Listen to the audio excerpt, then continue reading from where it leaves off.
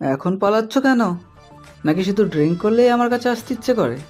চমকে উঠল ক্যান্ডেল, অপমানে লজ্জায় রক্তিম বর্ণ ধারণ করলো মুখখানা। নিজের চোখে দেখেছো না? এখন বলো, কে পারফেক্ট আর কে অসভ্য? ক্যান্ডেল হাত কচলাতে কচলাতে মেঝের দিকে নত দৃষ্টিতে তাকিয়ে রইল। নিজের কাছে নিজেকেই ছোট মনে হতে লাগলো। আমার উচিত ছিল তোমাকে হেল্পই না করা। তোমার কেয়ারলেসের জন্য এখন পরিস্থিতি কতটা বাজে ভাবতে পারছো? ক্যান্ডেল চোখ তুলে তাকালো একবার। তোমাকে বলেও বা কি হবে? ইভান এক ঝটকায় হাত ছেড়ে দিল ওর। বিরক্তির সাথে এগিয়ে গিয়ে কম্পিউটার স্ক্রিন থেকে ছুকে একে একে সব ডিলিট করে দিল ফাইলগুলো। বিয়ের শাড়ি পরে আয়নার সামনে নতজানু হয়ে বসে আছে ত্রয়ী। উদ্দেশ্যহীন দৃষ্টিতে চেয়ে আছে কোলের উপর রাখা মেহেন্দি রাঙা হাতটার দিকে। একটু পরেই বিয়েটা হয়ে যাবে, ও পুরোপুরিভাবে অন্য কারো হয়ে যাবে। তবে এখনো কোনো পিছুটান নেই, বরং সেই জানোয়ারের থেকে বেঁচে গেছে সে। না হলে সারাটা জীবন পস্তাতে হতো, খুব বাজেভাবে পস্তাতে হতো। বুকটা কেমন করতে উঠতেই চোখ টিপে বন্ধ করে নিজেকে সামলালো ত্রয়ী। কোনো অমানুষের জন্য ও কষ্ট পাবে? একদম পাবে না। বড় করে নিঃশ্বাস ফেলতেই কাঁধে হাত রাখলেন সাবিয়া। একটু চমকে উঠল ত্রয়ী। সাবিয়া অমায়িকভাবে হাসলেন। মাথায় কয়েকবার হাত বুলিয়ে দিতেই ত্রয়ী চোখের জল ছেড়ে দিয়ে কোমর জড়িয়ে ধরল মায়ের। সাবিয়া আলতো করে এক হাত পিঠে রেখে অন্য হাত মাথায় বুলিয়ে দিতে লাগলেন। ত্রয়ী সেদিন ফিরে এসে সব কিছু জানিয়েছিল সাবিয়াকে। মেয়ে সব কিছুর বন্ধুর মতো মায়ের সাথে শেয়ার করলে নুহাসের বিষয়টা প্রথম থেকেই লুকিয়েছিল, তাই জানাতে বেশ অবাক হয়েছিলেন সাবিহা। তবুও এমন খারাপ কারো হাত থেকে ত্রয়ী রক্ষা পাওয়ায় স্বস্তি নিঃশ্বাস ফেলেছিলেন তিনি। না হলে আরও খারাপ কিছু হতে পারত। প্রয়াস বেশ কিছুক্ষণ ধরে ত্রুখোর দৃষ্টিতে তাকিয়ে দেখছে সেই আগন্তুককে, যে নিজেকে তিয়াশার পরিবারের লোক হিসেবে জানিয়ে থানা থেকে খোঁজ পেয়ে এসেছে এখানে। তিয়াশার কে হন আপনি? দ্বিতীয়বারের মতো প্রশ্ন ছুটতে এই লোকটা থতমত খেয়ে গেল। মিনমিন করার ফাঁকে একটা ঢোক গিল সে। বললাম তো পরিবারের লোক। স্বাভাবিকভাবেই বলার চেষ্টা করলো সে। প্রয়াস খেয়াল করলো লোকটার চোখে চোখ রাখে, কথা বলতে পারছে না, এমনকি এসির ঠান্ডা বাতাসের মধ্যেও ঘামছে সে। হয়তো বুঝতে পারেনি যে এত জেরা করা হবে। সাধারণত বাড়িতে বাহিরের মানুষকে কেউই রাখতে চায় না, ঝামেলা মনে করে। সেই হিসেবে এতদিন পর বাড়ির লোককে পেয়ে আপদ বিদায় হবে মনে করে স্বস্তি নিঃশ্বাস ফেলা উচিত ছিল আশ্রয়দাতার। কিন্তু এখানে হচ্ছে তার উল্টোটা। পরিবারের লোক বুঝলাম, সম্পর্ক জানতে চাইছি। ভরাট কণ্ঠে বলল প্রয়াস। লোকটা গলা ছেড়ে একটু নড়ে চড়ে বসলো, একটু হাসার চেষ্টা করে বলল, এত প্রশ্নের কি আছে? থানাতেও তো এত প্রশ্ন করেনি। প্রয়াস স্থির দৃষ্টিতে তাকিয়ে থাকতে দেখে বিপাকে পড়ে গেল লোকটা। বুঝলো যে সব কথা প্রশ্নের স্পষ্ট উত্তর ছাড়া তিয়াশাকে নিয়ে যাওয়াই যাবে না।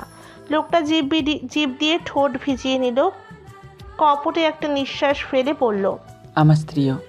মুখ্যভাবে প্রকাশ না ঘটলেও বেশ অবাক হলো প্রয়াস। ফুকুটি করে তাকালো সামনের লোকটার দিকে। আরেকবার পর্যবেক্ষণ করে নিল নিখুঁতভাবে। লোকটার বয়স কম করে হলেও তিয়াশার দ্বিগুণেরও বেশি। এত বড় একজন লোকের সাথে তিয়াশার বিয়ে হয়েছে? সত্যি কিছুতেই ধাতস্থ হতে পারছে না প্রয়াস, কারণ তিয়াশা তো এই বিষয়ে কিছুই বলেনি। কাকা কাকি আর রুমি নামের এক মেয়ের কথাই সেদিন জানিয়েছিল। তাহলে প্রয়াসকে একভাবে গহন ছাউনিতে চেয়ে থাকতে দেখে অপ্রতিভ হয়ে নড়ে চড়ে বসলো লোকটা। হালকা গলা ছেড়ে পড়ল, এবার তো নিয়ে যেতে পারি। না। সরাসরি মুখের উপর না শুনে ভ্যাবাচাকা খেয়ে গেল সে। মানে? বোকা বনে গেল লোকটা। তিয়াশা আপনার সঙ্গে যেতে চাইছে না। আপনাকে দেখে ও অসুস্থ হয়ে পড়েছে। এই সবের কারণটা কি? জহুরি নজরে তাকিয়ে প্রশ্ন করলো প্রয়াস। লোকটার দৃষ্টি এলোমেলো হয়ে পড়ল খানিক। আমতা আমতা করে বলল, আর কি, বাসে একটু ঝামেলা হয়েছিল। আমি ওর সাথে কথা বলে বিষয়টা মিটিয়ে নেব। আপনি ওকে নিয়ে আসুন, তাহলেই হবে। বাকিটা আমি বুঝে নেব। এমন কি ঝামেলা যে ওর গায়ে হাত তুলতে হলো? পিলে চমকে উঠল লোকটার, তাকালো বিস্ফারিত চোখে। গায়ে হাত মানে? কি বলছেন আপনি? আজই ডক্টরের কাছে নিয়েছিলাম ওকে। রিপোর্ট আছে আমার কাছে। শরীরে সহ মাথাতেও আঘাত করা হয়েছে, বেশ কয়েকবারই। ধরপড়িয়ে উঠে দাঁড়ালো লোকটা, কড়া গলায় বলার চেষ্টা করলো, আপনি বেশি বেশি করছেন। এমন কিছুই নয়। আর তাছাড়া আমাদের পারিবারিক বিষয় নিয়ে এত ঘাটাঘাটি কেন করছেন? পরিচয় দিয়েছি। এখন ভালো ভালোই তিয়াশাকে নিয়ে যেতে দিন, নয়তো নয়তো কপালে গাঢ় ভাঁজ ফেলে অত্যন্ত গম্ভীর দৃষ্টিতে তাকিয়ে বলল প্রয়াস। লোকটা অবিন্যস্ত দৃষ্টিতে এদিক ওদিক তাকাতে তাকাতে হুমকি দেওয়ার ভঙ্গিমাতে বলল। নয়তো পুলিশকে জানাতে বাধ্য হব আমি। ভ্রু উঁচু করল প্রয়াস। বুকে হাত গুজে তার ছেলের সাথে তাকিয়ে সোফার পিঠ ঠেকালো। চোরের মায়ের বড় গলা হয়তো একেই বলে। জানেন, এখন মুখে মুখে প্রশ্ন হচ্ছে, তখন প্রশ্নের সাথে সাথে পিঠে লাঠিও পড়বে। বাই দ্য ওয়ে, নারী ও শিশু নির্যাতনের শাস্তি জানেন তো মিস্টার, কি যেন নাম আপনার? ভয় দেখাতে গিয়ে নিজেই একটু ভয় পেয়ে গেলেন লোকটা। একটু নয়, বরং বেশ ঘাবড়ে গেল সে। নিজে ফোন করবেন নাকি আমি ফোন করবো পুলিশে? উঠে দাঁড়ালো প্রয়াস। কি বলবে বুঝতে পারলো না লোকটা। ফ্যাকাশে মুখে তাকিয়ে রইল প্রয়াসের দিকে। ব্যাপারটা এত জটিল হবে বুঝতেই পারেনি সে। কি করতে চাইছেন আপনি? বেশ বিপদে পড়ে গেল সে। সত্যিটা জানতে চাইছি। দৃষ্টি কঠোর হয়ে এলো প্রয়াসের। লোকটা অস্থির হয়ে উঠল। আর কোনো সত্যি নেই, আমি আর কথা বাড়াতে চাইছি না। তিয়াশাকে নিয়ে আসুন, আমরা চলে যাচ্ছি। প্রয়াস কিছুক্ষণ নির্বিকার ভঙ্গিতে তাকিয়ে থেকে পকেট থেকে ফোনটা বের করলো। কোনো একটা নাম্বার ডায়াল করে সেই নাম্বারটাতে কল দিল। হকচকিয়ে গেল লোকটা। বিস্ফারিত চোখে ঘাবড়ানো গলায় তড়িঘড়ি করে বলল। কাকে ফোন করছেন আপনি? পুলিশ, আপনার সুবিধার জন্য। ভয়ে তটস্থ হয়ে উঠল লোকটা। ঘাম ছুটে গেল দরদরিয়ে। আপনি? তোতলাতে লাগলো সে। প্রয়াস ফোনে হ্যালো বলার সাথে সাথেই লোকটা এক প্রকার দৌড়ে বেরিয়ে গেল রুমটা থেকে। অর্থাৎ পালিয়ে গেল সে। প্রয়াস সন্দিহান চোখে তাকিয়ে দেখতে দেখতে ফোনটা কান থেকে নামালো। মুখোমুখি বসার সময় সময় একবারই চেয়েছিল ত্রয়ী নীলের দিকে। তবে লোকটা নিষ্ফলক ধারালো পুরুষালী চাহনির দিক থেকে এক মুহূর্তের বেশি তাকিয়ে থাকা সম্ভব হয়নি তার। সাথে সাথেই চোখ নামিয়ে নিয়েছিল, আর তাকায়নি। কবুল বলার সময়ও তাকায়নি। সে তো আর নির্লজ্জ না। কিন্তু লোকটা যে লাজ শরম ভুলে চেয়েছিল সেটা বুঝতে সমস্যা হয়নি ত্রয়ীর। অদ্ভুত লোক, শুধু শুধু তাড়াহুড়ো করে বিয়েটা করলো। ত্রয়ী ভেবে পায় না বিয়েটা এত তাড়াহুড়ো করে করার কি ছিল। অনার্স ফাইনাল হতে এখনো 4 মাস বাকি। সেই 4 মাস পরেই তো আবার ঘটা করে বিয়ে হবে। ততদিন তো ত্রয়ী নিজের বাসাতেই থাকবে। বিয়েটা একবারে তখন করলেই তো হতো। মিষ্টিমুখ করানোর জন্য নীলের পাশে বসাতেই কাচুমাচু করলো ত্রয়ী। শুকিয়ে যাওয়া ঠোঁটটা জিভ দিয়ে ভিজিয়ে নিয়ে অন্যদিকে তাকিয়ে রইল ত্রয়ী। নীল মৃদু হাসলো। প্রচলিত নিচু স্বরে বলল। এহেন প্রশ্নে বেশ ভেবাচাকা খেয়ে গেল ত্রয়ী। বড় বড় চোখে একবার তাকালো নীলের দিকে। নীল হাসির রেশ ধরে রেখে চোখ মারতেই চমকে উঠে হড়বড়িয়ে দৃষ্টি ফেরালো ত্রয়ী। না ঘেমে উঠল ওর। মিষ্টি খাওয়ানোর পর্ব মিটতেই নীল আলাদাভাবে কথা বলতে চাইল ত্রয়ীর সাথে। শুনেই হাত পা ঠান্ডা হয়ে গেল ত্রয়ীর। এখন আবার কি কথা? এই লোক মুখ খুললেই তো উদ্ভট কথা ছাড়া কিছুই বলে না। দ্বিধা দ্বন্দ্বে ভুগতে ভুগতে নীলের পিছু পিছু ওপরে উঠে গেল ত্রয়ী। হাত কচলা কচলি করতে করতে গুটি গুটি পায়ে ঢুকলো রুমে। ত্রয়ী ঢোকা মাত্রই দরজাটা সশব্দে বন্ধ করে লক চেপে দিল নীল। লজ্জায় লালাভ বর্ণ ধারণ করে আছে ত্রয়ীর মুখটা। গুটিসুটি মেরে সবার থেকে মুখ ফিরিয়ে সেই কখন থেকে বসে আছে বিছানার কোণে। সবাই চলে গেছে, বেশ অনেকক্ষণ হয়েছে। এতক্ষণ পর্যন্ত ত্রয়ী এমন কাচুমাচু ভাব দেখে তৃণা আর ওর কাজিনরা বারবার ভ্রুকুটি করছে। এক পর্যায়ে তৃষা সন্দিহান চোখে তাকিয়ে বলেই ফেলল। কি রে, দুলাভাই তখন রুমে টেনে এনে আদর টাদর করছিল নাকি? এত লাল হচ্ছিস কেন? বুকটা ধক করে উঠল ত্রয়ী। চকিতে তাকালো তিশার দিকে। হো হো করে অট্টহাসিতে ফেটে পড়ল তিশা সহ সবাই। কি কি করলি রে? তিশার এমন উদ্ভট প্রশ্নে অসভ্য শব্দটা বিড়বিড়িয়ে হুড়মুড়িয়ে উঠল। দাঁড়ালো ত্রয়ী। তিশা দমল না। অসংলগ্ন কথাবার্তা বাড়তে লাগলো ওদের। কানে তাক লেগে গেল ত্রয়ীর। এইসব থেকে বাঁচতে তাড়াহুড়ো করে নিজের জামা কাপড় নিয়ে ঢুকে গেল বাথরুমে। দরজা আটকে ট্যাপের পানি ছেড়ে দিতেই রুমের মধ্যে চলা হাসাহাসির শব্দগুলো আর কানে এলো না। ত্রয়ী হাঁপ ছেড়ে বাঁচল স্বস্তিতে। চোখ ঘুরিয়ে বেসিনের আয়নার দিকে তাকাতেই ঠোঁটের কোণের সূক্ষ্ম তিলের দিকে নজর গেঁথে গেল ত্রয়ীর। তৎক্ষণাৎ কেমন অপ্রতিভ হয়ে উঠল মুখখানি। হৃদকম্পন শুরু হয়ে গেল যেন। হন্তদন্ত করে চোখ নামালো ত্রয়ী। অসভ্য লোকটার জন্য কয়েকদিন অবধি আয়নার দিকে তাকাতেও পারবে না ও। ইশারা নীরবে বসে আছেন, কোনো দিকে তাকাচ্ছেন না। অতিরিক্ত রাগে মুখটা থমথমে হয়ে আছে তার। ইভান যে ধারণার বাহিরে গিয়ে এসব করেছে সেটা ভাবতেই গা ঝিম মেরে যাচ্ছে তার। জয়িতা চুপচাপ এক কোণে দাঁড়িয়ে আছে, তার পাশে ইমন, ইভানের বড় ভাই। তার ইশারার মুখোমুখি আবির মুখার্জি, ইভানের বাবা। অল্প সময়ের মধ্যেই বাসার সবাইকে ইভানের এখানে এসে উপস্থিত হতে হয়েছে। ইশারা ফোন করে ডেকে এনেছে। ইভান আর ক্যান্ডেল পাশাপাশি দূরত্ব রেখে দাঁড়ানো। এর মধ্যে ক্যান্ডেল পোশাক পাল্টানোর সুযোগ পেয়েছিল। জয়িতা হাত ভাঁজ করে নখ কামড়ে ধরে একবার ইশারাকে দেখলো, তাকালো তার দিকে। ব্যাপারটা যে এত দূর গড়াবে তা ধারণার মধ্যেই ছিল না তার। ইশারা নীরবতা ভাঙলেন, কাটা কাটা গলায় নিজের স্বামীকে বলে উঠলেন, চুপ করে আছো কি জন্য? চুপ করে থাকার জন্য ডেকেছি তোমাদের?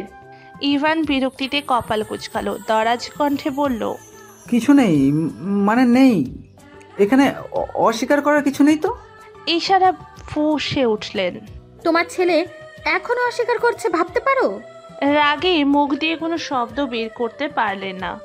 কোম্পানির নাম ডোবানোর জন্য এই ধরনের নিউজই যথেষ্ট, সাথে পরিবারের মান সম্মান তো আছেই। ওকে জিজ্ঞেস করো ও কেন এমন করলো। জঘন্যতম একটা কাজ, বাঁধলো না কেন একেবারে? ছি! চোখ মুখ কুচকে নাক সিটকালেন ইশারা। হাত মুষ্টিবদ্ধ করলো ইভান।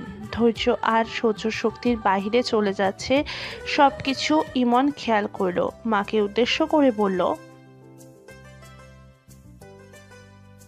ইমনের কথায় রক্তচক্ষু করে তাকালেন ইশারা। বাজখাই গলায় বললেন, আমি নিজের চোখে দেখেছি সব, তাই খবরদার এই বিষয় নিয়ে ভাইকে লাই দিবি না। ইশারা মুখ বাঁকালেন। আমার চাওয়া দিয়ে তোদের কোনো যায় আসে? যা ইচ্ছে হয় তাই করছিস তোরা, নিজেদের খেয়াল খুশি। অনুমতির প্রয়োজন মনে হয় না কখনো। এত কিছু যখন করতে পেরেছে তখন ইচ্ছে হলে আরও যা ইচ্ছে করুক। ইমন বুদ্ধিশূন্য হয়ে তাকালো। সব যদি ইভান নিজের ইচ্ছেতেই করবে তাহলে মিটিং দেখে কি হলো। ইশারা কিছুক্ষণ চুপ করে থেকে ক্যান্ডেলের দিকে তাকালেন, শক্ত গলায় বললেন, তোমাকে যে ছেড়ে দিব ভেবো না। বাসায় ঠিকানা না দিয়ে কোথাও যেতে পারবা না। তোমার পরিবারের তো জানানো দরকার যে তুমি বিয়ে না করেই একটা ছেলের সাথে দিনের পর দিন থাকছো। বলো ঠিকানা বলো। চমকে তাকালো ক্যান্ডেল, মুখটা বিবর্ণ হয়ে গেল নিমেষেই। কি হলো বলো? দয়া করে থামো এবার, না বুঝে শুনে কি শুরু করেছো সব? হ্যাঁ, বলে উঠল ইভান। স্তম্ভিত হলেন ইশারা, স্বামীর দিকে তাকিয়ে ঝাঁঝানো গলায় বললেন, দেখছো এখনো অবধি লোকানোর চেষ্টা করে যাচ্ছে। আমি নাকি না বুঝে শুনে কথা বলছি। এত সময় পর মুখ খুললেন আবির মুখার্জি। ইভানের দিকে তাকিয়ে থমথমে গলায় বললেন, বেশি বাড়াবাড়ি করছো তুমি এখন। একে তো কাজটা মোটেও ঠিক করোনি, তার উপর একসাথে এভাবে দেখে ফেলার পরও কিভাবে বলতে পারছো যে তোমাদের মধ্যে কিছুই হয়নি? কারণ আমাদের মধ্যে সত্যিই কিচ্ছু নেই। দরাজ গলায় কথার পিঠে বলে উঠল ইভান। ভারী অসন্তুষ্ট হয়ে উঠলেন আবির চ্যাটার্জি। ভারী অসন্তুষ্ট হয়ে উঠলেন আবির মুখার্জি। চাপা ক্ষোভের সহিত বললেন, কিছু নেই তাহলে এসব কি? তোমার মা ভুল দেখেছে? ভুল বুঝেছে। ইভানের কথায় রাগের মাত্রা তরতর করে বেড়ে গেল তার। জোর গলায় বলে উঠলেন, কি ভুল বুঝেছে? নাকি এসব এখন ফ্যাশন হয়ে গেছে এই যুগের? একটা কথা শুনে রাখো, আমার পরিবারে এসব চলবে না। যদি আমার পরিবারে থাকতে হয় তবে বিয়ে করে থাকতে হবে, এটাই আমার শেষ কথা। ইশারা অসন্তোষজনক চাহনিতে তাকালেন আবিরের দিকে। তার এই বিয়েতে ঘোর অমত আছে সেটা প্রকাশ করার আগেই ইভান বলে উঠল, আমার সাথে ওর কিছুই নেই, তাই বিয়ের প্রসঙ্গ আসার প্রশ্নই ওঠে না। ইভান নির্ভীক আচরণ দেখে তেলে বেগুনে জ্বলে উঠলেন আবির মুখার্জি। রাগে চোখ মুখ লাল হয়ে গেল তার। এত কিছুর পরেও ছেলের সামান্য অনুশোচনা নেই, সমানে তর্ক করে যাচ্ছে, সব কিছু অস্বীকার করছে। তোমার সাহস দেখে আমি অবাক হচ্ছি। লজ্জা করে না তোমার? রক্তচক্ষু নিয়ে তাকালেন আবির মুখার্জি। যেহেতু আমি বলেছি আমি কিছু করিনি, মানে আমি করিনি। স্বাভাবিক গম্ভীর কণ্ঠে বলে উঠল ইভান। অতিরিক্ত রাগে বাকরুদ্ধ হয়ে গেলেন আবির মুখার্জি। গুরুতরভাবে থমথমে হয়ে গেল তার মুখখানা। পরিস্থিতি প্রতিকূল বুঝে ইভান রুদ্ধশ্বাস কণ্ঠে বলে উঠল, ইভান ভ্রু কুঁচকে তাকালো ইমনের দিকে। ইমন চোখের অনুরোধ সূচক ইশারায় জলদি রুমে যেতে বলল ওকে। ইভান অগোচরে নিঃশ্বাস ফেলে চলে গেল নিজের রুমে। সশব্দে বন্ধ করে দিল দরজা। সবাই সেদিন থেকেই নজর ফিরিয়ে একবার ক্যান্ডেলের দিকে তাকালো তীক্ষ্ণ দৃষ্টিতে। ভ্যাবাচাকা খেয়ে গেল ক্যান্ডেল। আলকুচি ঠকিল একটা। প্রেয়াস রুমে ঢোকা মাত্রই ঘাবড়ানো চোখে তাকালো তিয়াশা। ভয়ে তটস্থ হয়ে আছে ও এখনো, চোখ ভিজে আছে অশ্রুতে। এই তো আইয়ে পড়ছে স্যারে, শুধু শুধু ডরান কেন? তিয়াশাকে উদ্দেশ্য করে কটাক্ষ করলো রেখা। তিয়াশা কানে নিল না, অধীর হয়ে তাকিয়ে রইল প্রয়াসের দিকে। তিয়াশার সাথে চোখাচোখি হতেই চোখ সরিয়ে রেখার দিকে তাকালো প্রয়াস। জিজ্ঞেস করলো, জ্বর কমেছে এখন? রেখা তিয়াশার কপালে গালে হাত ছোঁয়ালো। ল হ, অল্প আছে এখন। দুপুরের পর আরেকটা নাপা দিয়ে দেবেন, আর আমি একটু বাইরে যাব, কাজ আছে। তিয়াশার সিক্ত চোখের দৃষ্টিতে প্রয়াসের দিকে তাকিয়ে রইল। একে তো প্রয়াস ওর সাথে কোনো কথা বলল না, তার ওপর এক্ষুনি বাহিরে চলে যাবে শুনে মুখটা ম্লান হয়ে গেল। এই লোকটা যদি আবার আসে তাহলে ভেবেই আতঙ্কে মুখটা সাদা হয়ে গেল তিয়াশার। প্রয়াস বের হতে যাওয়ার মুহূর্তে হুড়মুড়িয়ে নেমে পড়ল বিছানা থেকে। এগিয়ে গিয়ে প্রয়াসের এক বাহু শক্ত করে আঁকড়ে ধরতেই অবাক হয়ে তাকালো প্রয়াস। তিয়াশা বিচলিত হয়ে না সূচক মাথা নেড়ে মানা করে দিল কোথাও যেতে। প্রয়াসের যাওয়া হলো না। তিয়াশা কিছুতেই যেতে দিল না। কান্নাকাটি জুড়ে শেষ পর্যন্ত আটকে রাখলো প্রয়াসকে। তিয়াশার কাছেই বসে থাকতে হলো ওকে। আস্তে আস্তে শান্ত হলো তিয়াশা, কিন্তু হাত ছাড়লো না। হাত ছাড়িয়ে দিলেই চলে যেতে পারে ভেবে ধরেই রইল। ভ্রুকুটি করে তাকালো প্রয়াস, বলল, এত ভয় পাওয়ার কি আছে? ওই লোক আর আসবে না। রেখাকে আমি রেখে যাচ্ছি, হাতটা ছাড়ো। তিয়াশা নিমিলিত দৃষ্টিতে তাকিয়ে না সূচক মাথা নেড়ে নাকচ করে দিল। দীর্ঘ নিঃশ্বাস ফেলল প্রয়াস। কিছুক্ষণ চুপ থেকে গাঢ় দৃষ্টিতে তাকালো তিয়াশার দিকে। গম্ভীর গলায় বলল, বিয়ে হয়ে গেছে তোমার? তিয়াশা চোখ তুলে তাকালো প্রয়াসের দিকে। ওই লোকটা তোমার হাজব্যান্ড? তিয়াশা ফ্যাল ফ্যাল দৃষ্টিতে তাকিয়ে রইল প্রয়াসের দিকে। ওর চোখে মুখের ভঙ্গি দেখে মনে হলো না প্রশ্নটা বুঝতে পেরেছে। অবাক হয়ে কপাল কুঁচকালো প্রয়াস। কটাক্ষ করে বলল, আদৌ বিয়ে মানে বোঝো তুমি? স্বাভাবিক অপরিবর্তিত মুখভাবের সাথে তাকিয়ে রইল তিয়াশা। প্রয়াস দীর্ঘ নিঃশ্বাস ফেলল, বিড়বিড়িয়ে বলল, অদ্ভুত। তারপর তিয়াশার দিকে তাকিয়ে বলল, আজ থেকে রেখার সঙ্গে ঘুমাবে, আমি ওনাকে রাতে থাকতে বলে দেব। প্রয়াসের কথায় ভ্রুকুটি করে তাকালো তিয়াশা। একা ঘুমানো নিয়েই তো তোমার সমস্যা, তাই না? এই জন্যই আজ থেকে রেখা তোমার সঙ্গে থাকবে, আর তুমি তার সঙ্গে ঘুমাবে। বুঝতে পেরেছো? মুখটা বাজেভাবে কুঁচকে ফেলল তিয়াশা। কি? না সূচক মাথা নাড়ল তিয়াশা। ওনার সঙ্গে ঘুমাতে হবে তোমার, না হলে হোস্টেলে থাকবা। মুখটা চুপসে গেল তিয়াশার। প্রয়াস গুরুত্ব দিল না। এভাবেই একসাথে থাকাটা বেমানান, সেটা মেয়েটার বোঝা উচিত। তার উপর সে বিবাহিত। মেয়েটার কাছের কেউ আছে কিনা সেটা জানা দরকার এখন। তার কাছে ওকে দিয়ে যাওয়া যাবে, তাছাড়া এভাবে আর কতদিন থাকবে এখানে। প্রয়াস আর কথা বাড়ালো না, রেখাকে ডেকে দিয়ে বেরিয়ে গেল রুম থেকে। তিয়াশা বাধা দিল না, চাপা অভিমানী মুখটা গোমরা করে বসে রইল নীরবে। আপনাকে তো ঠিক চিনলাম না। অনিশ্চিত কণ্ঠে মিরমিন করলেন সমীর সাহেব। তার পাশে দাঁড়ানো মহিলাটাও তাকিয়ে রইল ফ্যাল ফ্যাল দৃষ্টিতে। আমি প্রয়াস। তিয়াশা নামে কারোর জন্য থানায় ডায়েরি করেছিলেন? সমীর নামের কেউ? প্রয়াসের কথায় মুখ হাঁ হয়ে বুঝতে পারার ভঙ্গিতেও বলল, সমীর সাহেব, বসুন বসুন। মেকি হেসে বসতে বলল লোকটা। প্রয়াস বসলো না, তীক্ষ্ণ দৃষ্টিতে তাকিয়ে সরাসরি প্রশ্ন করলো, আপনারা কি ওর কাকা কাকি? হ্যাঁ। প্রয়াস তুখর দৃষ্টিতে তাকিয়ে দেখতে নিল দুজনকেই। হাব ভাব দেখে মনে হচ্ছে তটস্থ হয়ে আছে। হয়তো তিয়াশার সো কল্ড হাজব্যান্ড এসে বলেছে সবকিছু। প্রয়াস বলল, তিয়াশার বিষয়ে কিছু প্রশ্ন আছে আমার। লোকটা একটু বিপাকে পড়ে গেল হয়তো। রিনরিনে কণ্ঠে বলল, হ্যাঁ, আমি শুনেছি সোহেলের কাছ থেকে।